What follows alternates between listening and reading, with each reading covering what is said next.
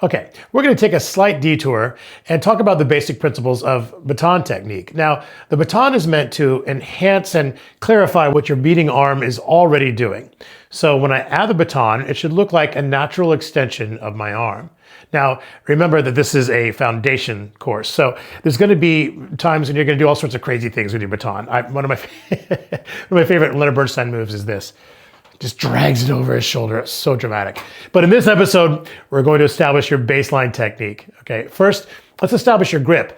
There are various opinions about this, and honestly, do whatever is most comfortable for you that is also functional. So I like to hold it in the crease of my first knuckle and just wrap that around, pitch it here, and then wrap my fingers all the way around. So whatever gives you flexibility and security. So maybe start with that and see how it feels.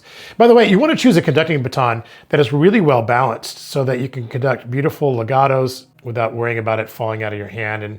And I like wood batons because I had a bad experience with a fiberglass baton when I was a kid.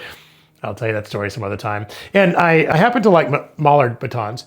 No, they aren't sponsoring me yet. But whatever you choose, make sure it's well balanced and light enough to get you through a couple of hours of waving your arms around.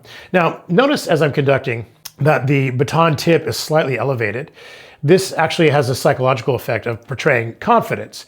Imagine if you knew nothing about conducting or ensembles or music in general, the difference between this angle and this angle, or even worse, this angle.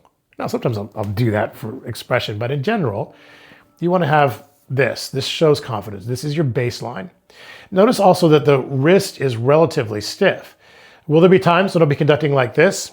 Absolutely. In fact, if you watch the episode on vamps and safety bars in musical theater, you'll see that this is very much a part of that process. But in general, the baton is a natural extension of the arm, and the tip is slightly elevated. In the next episode, we'll talk about how to indicate various articulations within our beat patterns with both the baton and without the baton. But for now, this is going to establish just what you need as your baseline technique for conducting with a baton. All right, I'll see you in the next episode.